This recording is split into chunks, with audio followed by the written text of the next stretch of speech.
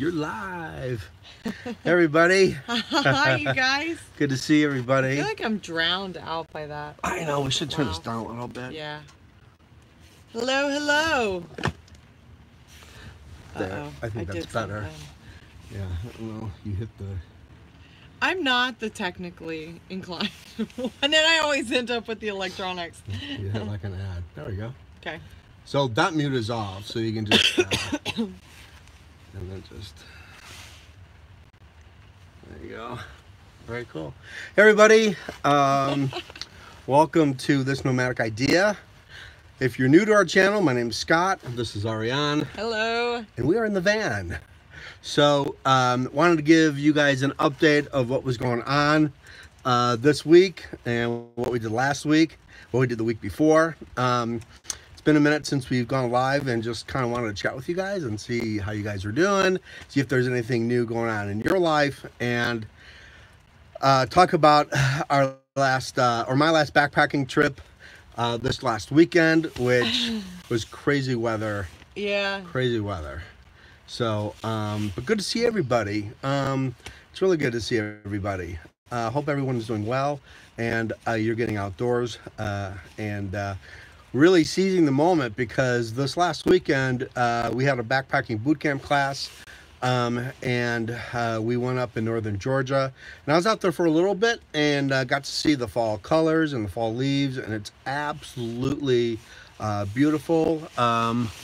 Night squats. Hey, nice to... In Casper, yeah. In Casper. Hi, hey, you good guys. to see you guys. Absolutely. I am somewhat finally getting my voice back. Yeah. Still a little like unsure at times. Ariane Still had have coughing bronchitis. fits every single night. Yeah. I got a pretty bad dose of bronchitis. It was bad. It took me down for about 9 full days. But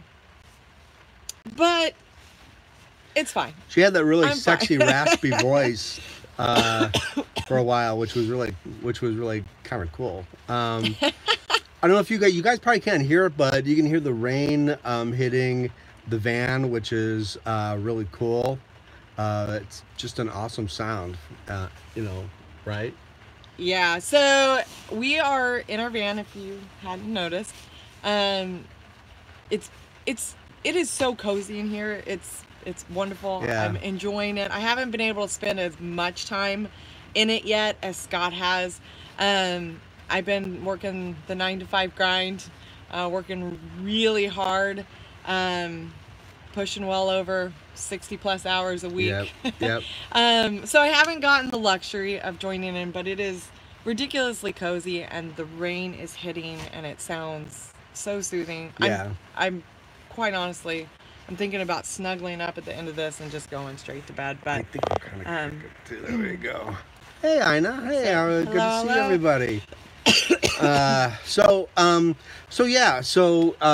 as Ariane was sick, I went up into the North Georgia mountains and really spent some time out there. And let me tell you, it was like the tale of two weather systems. The one day it was, or 2 days, it was absolutely beautiful. The fall colors were popping.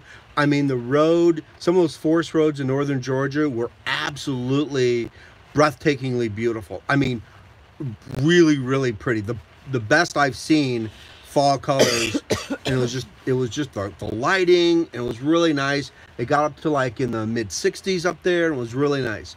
of course, I was in bed sick with a fever. Yeah, she's in bed no. sick with a fever, and It's what you do for love. I know, right? And it was really, really super nice. So I got to test the van out. I stayed in the van, and a video's coming about all that experience. It was a little weird, and I'm a little claustrophobic, so I wasn't sure how I was going to, react sleeping in a tight spot, but I really didn't have any problem with it.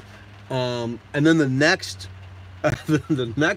few days, the weather changed, and we went up to we were up there and we taught a backpacking boot camp class, and our podcast listener Carrie took the class, and boy oh boy, You talk about weather from hell. And so it went from, 55, a mild day, to, torrential rain, flooding, and she got, if you're gonna go to a boot camp class, if you're gonna go backpacking for the first time, it wasn't a boot camp class. She had never gone backpacking before, ever. Right. And so she had a big Agnes, single person, ultra lightweight tent, and she slept in that thing. And I felt so bad because I'm in the van, and in the van I said, I don't think it could rain any harder than I can. In the van, I was concerned.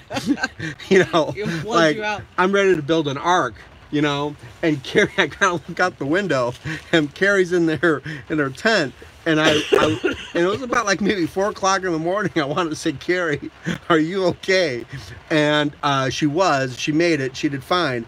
And those ultra lightweight tents, REI used to have the Dash that they don't sell anymore. Big Agnes, the ultra light, single person with the rain fly, you have to tie the guidelines down. The guidelines on that rain fly it's just so important. If you don't tie them down, you're gonna get wet. So we had tied them down, she didn't get wet, and she did fine. She made it. And so the next morning we get up, it's pouring outside, and she goes, well, what should I do now? I go, well, pack it up without getting wet. That's the key.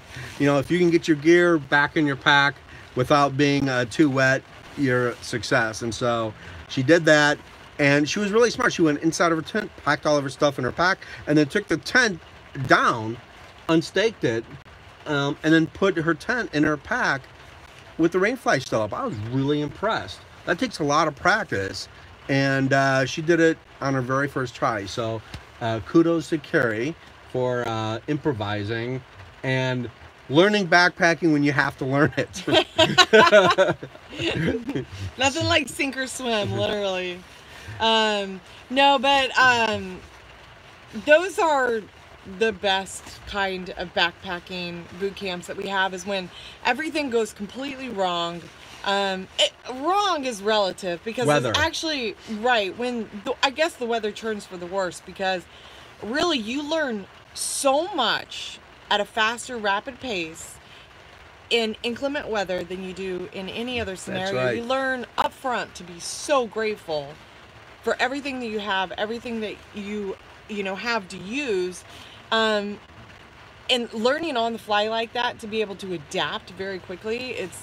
It takes your backpacking experience to the next level really quickly, and yeah. that's what we love. Yeah. So we've got a couple questions.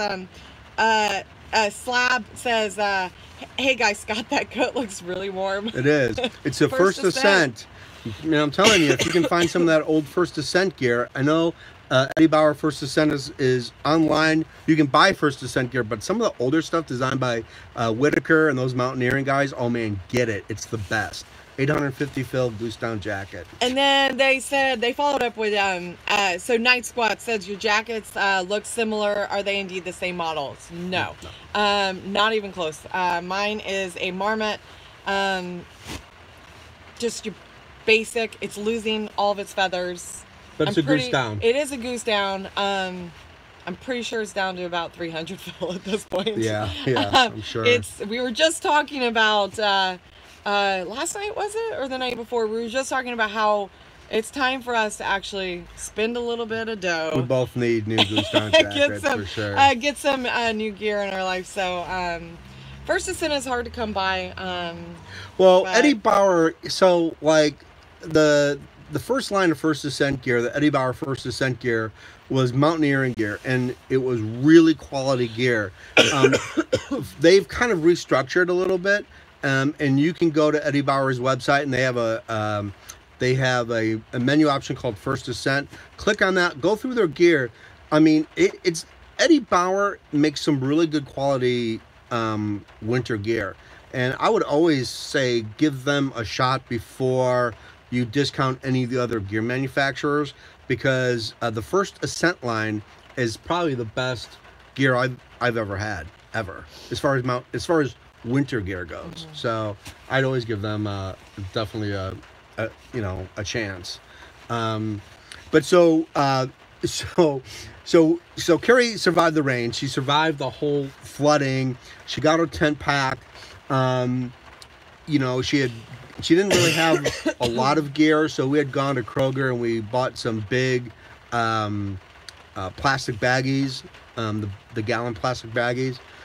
So she put her rain fly in the plastic baggie in her pack, so none of her other gear would get wet. So then we were off and we hiked the Appalachian Trail. We did the trail, and she goes, you know, I really want to stay at a shelter, you know, and she had a lot of questions about AT shelters. So I'm like, okay. So we went down near Hogpen Gap, and the Tennessee shelter, I think. Yeah. Tennessee shelter. It's actually not. What shelter is that? It's like a Tennessee shelter. It's like Tennessee Gap, or it's right. It's right by Hogpen Gap. So we went down there, and it was, you know, rainy, foggy, you know, the great Appalachian Trail weather. That's the kind of weather you want, you know. And it was really beautiful down there. It was mild. It was about 55 degrees. 55 degrees, 53, 55. And, you know, we hung our food, we cooked, everything was fine. It was really dense fog, and everything was fine. And we got in our sleeping bags, I'd say about 7:30, 7:45. And because, you know, there's nothing to do, it's pitch black. And we both look at each other and we say, you know what? It's really not that bad of weather. It's not that bad. And somewhere between, I don't know, 9 o'clock and 11 o'clock, all hell broke loose. And that weather front came in, and we experienced about 40-mile-per-hour sustained winds the entire night, with gusts somewhere between 50 and 60. And the air conditioner got turned on. Mother Nature flipped on the air conditioner. We had our water outside, and I would say by 2 o'clock in the morning, it was a wind chill of probably 25 degrees, maybe 22. I think it got in the low 20s, and we both woke up, and I knew better. I knew, I had that feeling, you know, we should probably go out there and get our water. Woke up in the morning, everything's frozen. Water's frozen, everything's frozen. And it's like, weather changes quick on the AT, folks. Yeah. So there's something about that shelter that, there's something really weird about the way the placement of that shelter is. It's forward facing. So it overlooks this. Feels like it's facing the northeast. Right, but it overlooks like a gap area. But the way the gap is it's like it tucked in, and the wind has only one place to go, but like directly into the shelter. Right. And it's just so poorly misplaced. For beautiful days, extraordinary. For it's a nice inclement shelter. weather, I would have to say there's just something about the weather pattern right there with the way all the slopes kind of merge together. There's something about it. Every time I've ever been there, which is now 3 times, we have had extremely dense fog to the point where you take 2 steps out of the shelter and you're completely disoriented as to where you're at. Crazy wind patterns, just cold. Of course, I've only ever gone in winter.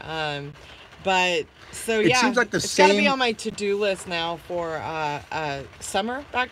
Yeah, I know, we have to go in the summertime. It seems like every time we've been in that shelter, like the next morning we wake up and we are free. I mean, I'm not just talking about freezing. Like the wind is blowing directly into the shelter. There's nowhere to run. There's nowhere to go. We tried hanging up a couple of tarps. That didn't really work. But it was really cold. So I think the morning low, went to bed, it was on, like I said, 53, 55 mild weather.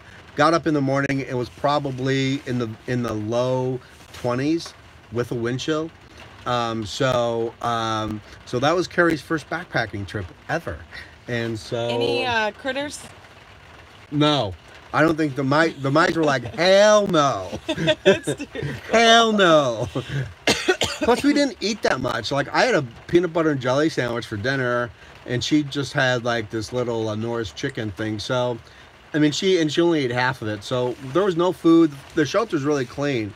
It's always clean over there.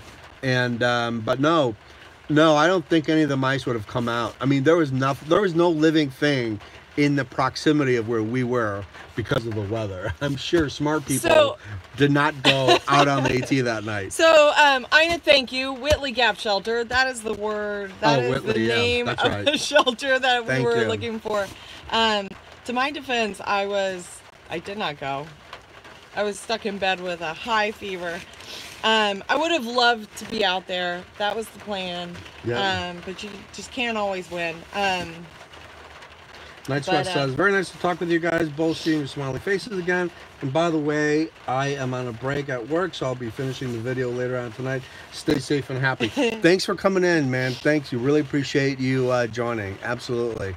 And thanks for watching our videos and commenting all the time. We really appreciate you more than you know. So thank you so much. But anyway, so that was that. So she got her first backpacking trip. I got my first van life experience in the van. And now, you've had multiple. Well, yeah, You've had right. multiple nights in the van. I've had a few nights in the van so far. Yeah. And but I mean, it's pretty cool. You know, like right now, it's not cold at all. So the van is warmer than I think both of us ever imagined that it would be. The temperature outside right now, don't quote me, but it is like really cold, very chilly rain. It's probably below 35. I think probably so. 30, 36, 35. Yep. It feels colder just due to like the chill of the actual rain. Right. But you come in here and you don't feel anything. It's so well insulated. Yep. It's so well protected from the elements. Obviously, we don't have any of the windows open at the moment. But it's very cozy. It's roomy enough. It's funny because when we first decided to explore this whole lifestyle, we thought a 28-foot Airstream was going to be so small. Yeah, we thought, oh my God, it's so small. It's so tiny. I was like, I don't know about this. You know, I don't know if it's going to be enough room for us and 2 dogs. And then the first year we were like, oh my gosh, it's so small. I hope we can get enough storage. I hope we can build in enough storage for our lifestyle. And then we continued to purge and purge and purge and purge. And then we continued to almost reassess our needs in life. And our needs became so much more closer to packing in a backpack than an everyday life in an apartment or a home. And the more we got involved in it, the bigger the 28-foot Airstream felt. Yeah. And then we were like, yeah, we really should have gone smaller. And then after we built, after we designed the Airstream, and then we started building it, and so we got to see all of our shelves, and we got to see all of our storage area, and then of course the bed flips up, and all of our storage we have underneath the bed. We don't actually have enough stuff in our life. Now we're thinking, to fill man, that space. that Airstream's too big. We could have gone so much smaller.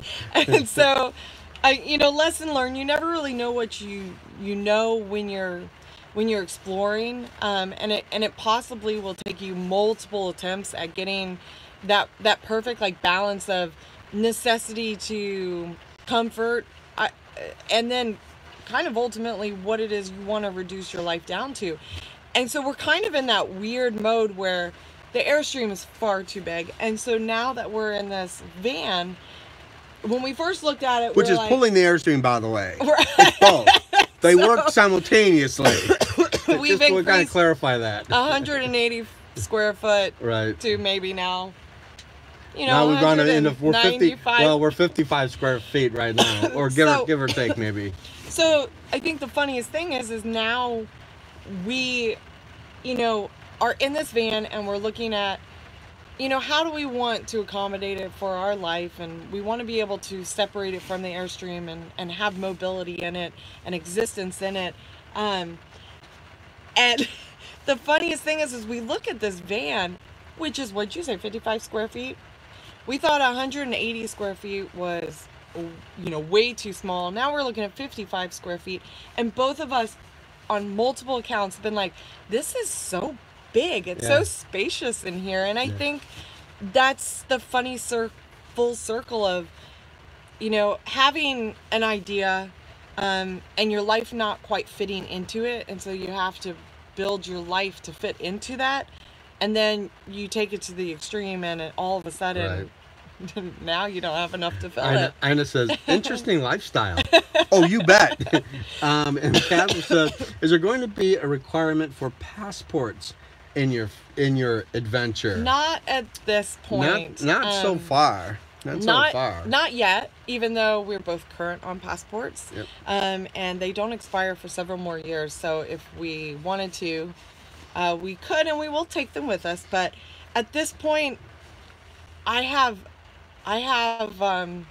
actually been to 11 countries when I was younger. Of course, I wish I could redo that now, knowing what I know and kind of embracing more of the countryside of the countries. But I haven't seen enough of the United States, and my goal is really to explore, you know, as many crevices and as many like corners of the United States as we can. And that's really where our mind is now, but it's open for it to develop into whatever may come. Our goal is to backpack in every state. To go backpacking in every single state.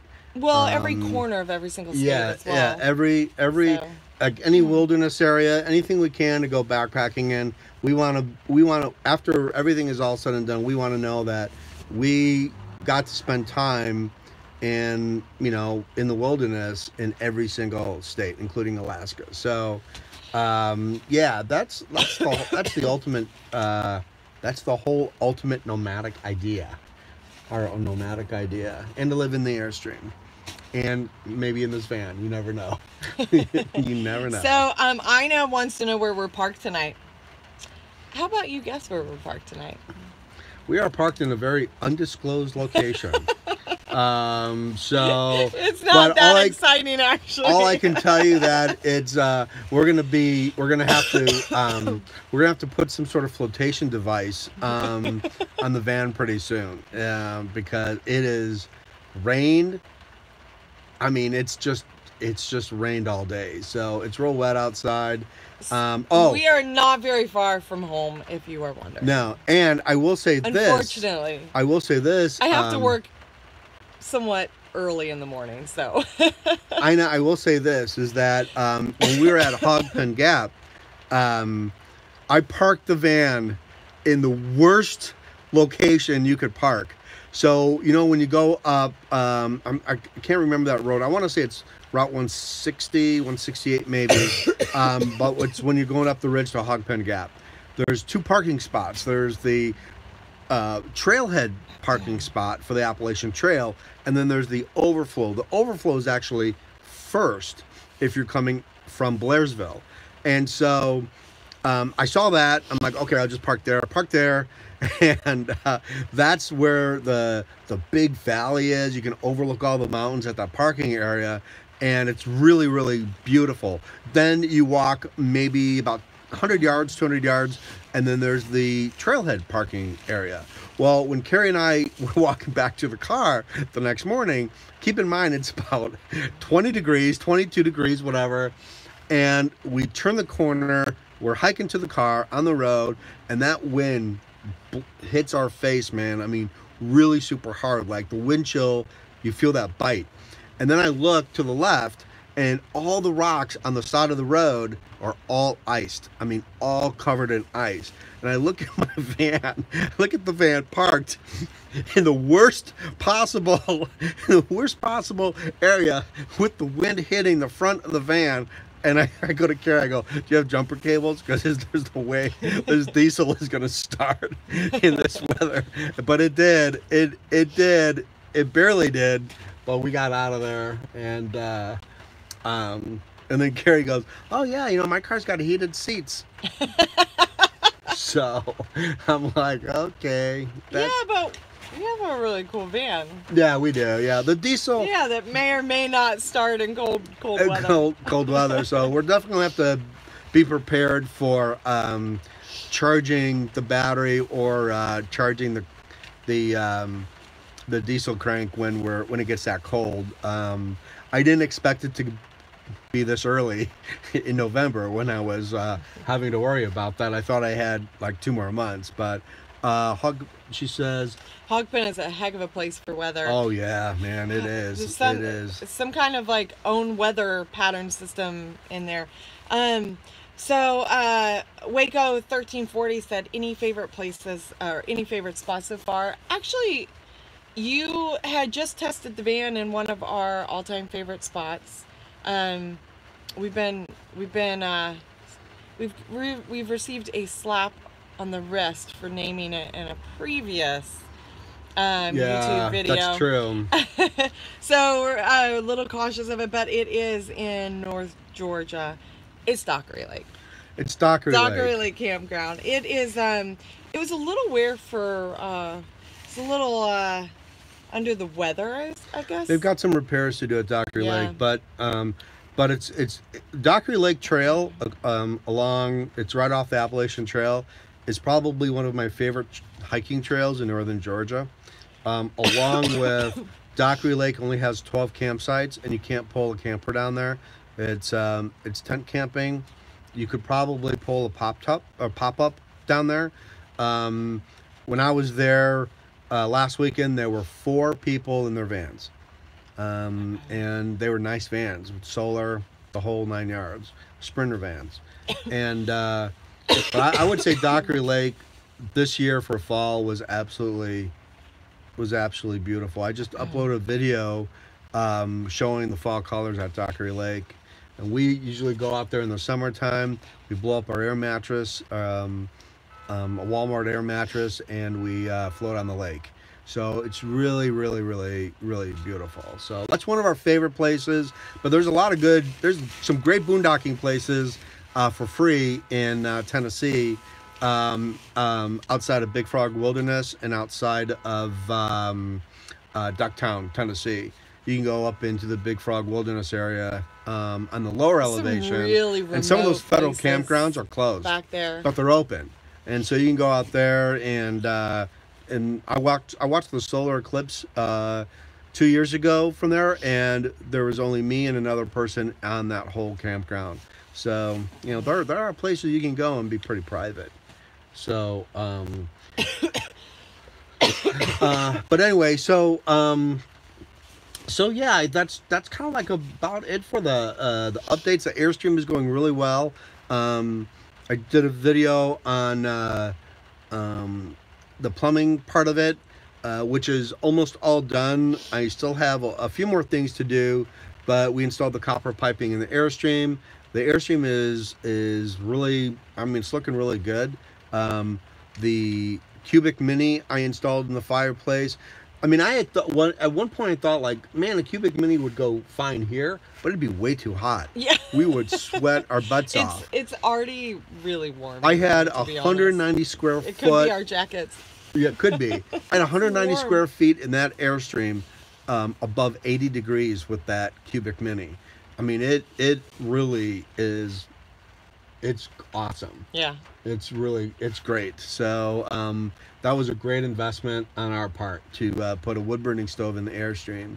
So that's going good. We'll be in Arizona for the RTR this January. Yep. And so we'll be on the road, driving the van, stopping in some great states: New Mexico, Texas. And my dad lives in Arizona, so the plan is to go to the RTR, and then we're going to hightail it up to some of the best hiking and backpacking in Arizona, bar none, which is the Sedona, Cottonwood, and Oak Creek Canyon area, and that's also Sycamore Wilderness Canyon. Wonderful, amazing boondocking. And so we'll be boondocking off of there. We'll be boondocking in Cottonwood, and so we're going to do a little Arizona trip coming in January, and we cannot wait. Can't even tell you how much we're looking forward to that trip. So I'm so excited. And the van will be done by then. We'll have that completely decked out. Hoping the Airstream will be able to make it, but if not, we're definitely bringing the van, because that's really the whole concept for the van. It was if the Airstream can't go, the van is going to go for sure, and vice versa. So I think we're good. Yeah, I mean, right now the Airstream has a semi-permanent home and a farm up in northern suburbs of Georgia, I would say. And it's safe and sound, and it is very regularly visited by goats and chickens and cats and dogs, and it, gets a lot of activity. Yep. So there's never a dull moment there. So the Airstream is tucked away when we need to be able to tuck away, and when we are ready to take it out on an extended adventure, it'll be ready for us. Yep. So. Michael Rowe, just curious, when you live out of an RV or a van, do you have to have a home address for things like voting, etc.? Yeah, you do. For right now, we have not changed that. That is going to be in Georgia, but we may change that to Florida, and that is where our home address is going to be. We have not pulled the trigger on something, so we will be using a service that all of our mail goes to, and it will be scanned. So we'll be able to read and respond to any mail that we get online. We'll also have a current address. We've already gone paperless for most everything in our life at this point. Right. And so, but the answer to your question is yes. For right now, it's still really northern Georgia, but where the Airstream is, and I because we don't know the longevity of the farm, we'll probably have a current address in Florida. That's going to be our home address.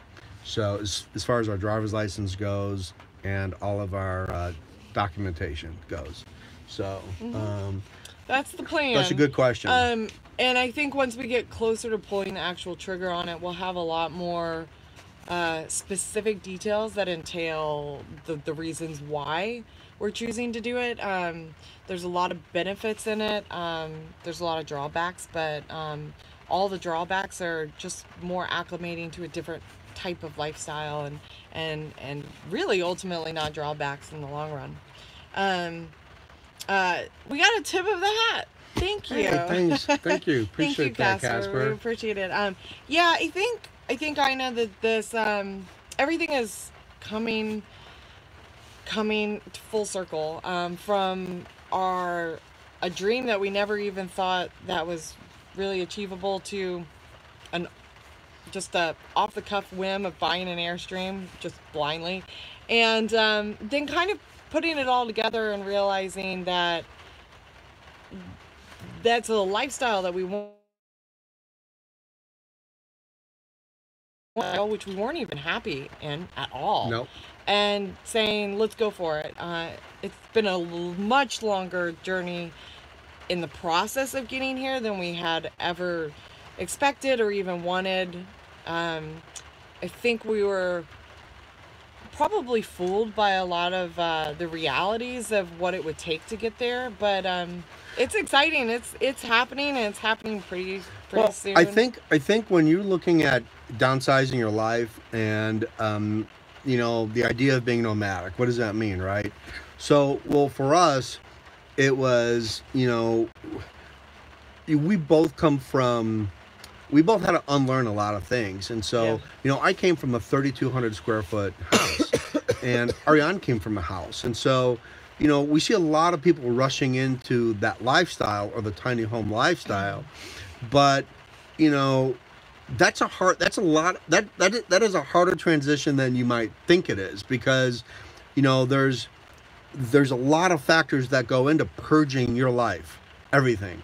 And so I think we've done a really good job, because we've gone from step, to the point now where we do have everything really contained in plastic containers. And I'm not kidding. I'm not joking. Our life is in plastic containers. It really is. We've come down, we have like 4 plates, we have 4 forks, 4 spoons, 4 knives, and makes doing the dishes go very quickly. But we've done that on purpose. Sometimes I look at our life and I think that we've reverted back to the college days. Right. Oh yeah, absolutely. Just living out of beds. Yeah. But it's it's really a fun place to be. Yeah. And I like it, and it doesn't bother me that we're living out of bins. It really doesn't. At first it did, because I had to unlearn that, you put together a home and you collect items to fill it, and all these things that just didn't make me happy. And so now we're in bins. Our biggest issue wasn't our stuff, it was our gear. Our backpacking gear. Which still is. It's still an issue. We have way too many bins. We have way too much. And that was one of the things that the van was gonna, that the van solved, because we thought, well, what are we gonna do with all of our gear in the Airstream? What are we gonna do with it? And so, and really we have to. There's a YouTube channel we watch all the time, Less Junk More Money. They had the van, they're pulling the Airstream, and of course, they've got their daughter and they use the van for storage, but they use it for a back seat and blah, blah, blah. Well, when I looked at that concept, I thought, man, we could put all of our backpacking gear, we could make it into a camper van and really have all of our backpacking lifestyle in the van and not put it in the Airstream at all, knowing that the Airstream wasn't going to be able to go to all the places that we wanted it to go to. So that's what we did. And the fact that we've gotten here, the fact that we're here now is just, well, I would have to say it's a Christmas miracle. That's what I would have to say. I would have to say it's a miracle. Skip right over Thanksgiving. No, it's a miracle that we've got here at this point. But we're here, and we're pretty excited about it. Casper wanted to know, will we include a cooking content nomadic style? I think what you mean by that is, will we indulge kind of how we cook on the road? Is that correct? And if so, I have to say, ever since we became like hardcore backpackers, our eating habits kind of went downhill a little bit. But they just because ease, definitely improving. But yeah, heck yeah. I know for Ariana and I, we have cooked a Thanksgiving dinner on the trail before. Corn, turkey, pudding. We've done it. There's a video on our YouTube channel that it's real. We went live, and it's really out of like there was no bandwidth, so it's kind of hard to watch. It's a terrible quality video, but that's our style, and we want to put good quality stuff out there. And but we did cook Thanksgiving on the trail, and we want to do it again in a much better way, in a professional way. Now that we have better equipment. I think when we put our minds to it, we can cook some killer meals out on the trail. Scott is a good cook. You bet I am. I love cooking out in the backcountry. I would say creative, not so much tasty. I know. When are you gonna go backpacking with us? That's my question to you. So, when are you gonna go backpacking with us? I have to talk about this comment. Waco 1340 said, only camped in Arizona once near the canyon. What stood out for me were the thorny pricklies everywhere on the ground. So, funny story. I fell into a cactus when we were in Arizona. She did. That's a true story. I literally stumbled into a cactus. I saw it, and I as I'm passing, it was really close to the trail, and I said, whatever you do, don't hit that. Don't hit that. Just veer off to the right. And when you're looking at a bullseye, it's just like when somebody says look away and you look, it's almost the same concept. I literally looked at it, and then when I realized that I was walking towards it rather than away from it, I lost my footing and I fell into it, and we picked out thorns. Oh my God, absolutely. So, yeah, I feel your pain. Well, we'll be out there again in January, and I think Ariana and I are going to do some, we're going to definitely try to go back in the Sycamore Wilderness Canyon, do some really good video this time. I think we want to go back to our beautiful camping spot that was by far, in all of our backpacking trips, number one. And if we go, we'll share that with you guys. But it was absolutely beautiful. Yeah. And my dad lives in Cottonwood, and the entrance to the Parsons Trail that goes into the Sycamore Wilderness Canyon is in Cottonwood, or in Clarkdale. And so he lives right there. So we're gonna go out and we're gonna do that and show you some real beauty out that way. So I'm really looking forward to going back there for sure. Yeah. And Yeah. we'll do more cooking stuff, I guess. Oh, absolutely. So, because I love to cook. I was gonna pull out my MSR Flex skillet, for those who don't know, this last weekend, but the wind did not allow that to happen. In fact, when we woke up Saturday morning, we woke up at 7 o'clock, and it's at that moment when you realize that if you get out of your sleeping bag and move around, you will be warmer than staying in your sleeping bag. And so we were in our sleeping bag freezing, and I go, Carrie, I told her I was going to make her bacon cream cheese bagel, my toasted bagel. There's no way. And she was really looking forward to that. And so I go, hey, Carrie, are you up? And she goes, yeah, I'm up. And by the way, we don't really have to cook any breakfast. We can go whenever you want to. So I took that as a sign. I wasn't cooking. I did make coffee, though, for God's sake. So we did do that. So anyway. I'd be interested to ask our listeners if, kind of what do you want from us content-wise? What are you interested in us doing? Videos on, more in-depth conversations on, because we have a lot of ideas coming down over the next several weeks, but it'd be interesting to do one that is dedicated to you guys. So yeah, I'm at the point where I just like doing it, and doing it for us, and doing it for our story, and doing it for Ariana and myself, and for you guys that have stuck with us the whole time. The thing is that we are always going to be true backpackers in our hearts.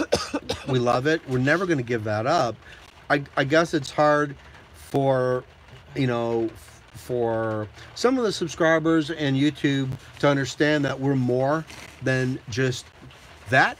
And so when we go to explore and kind of like move the goalpost a little bit, all hell breaks loose on our channel, but it's okay.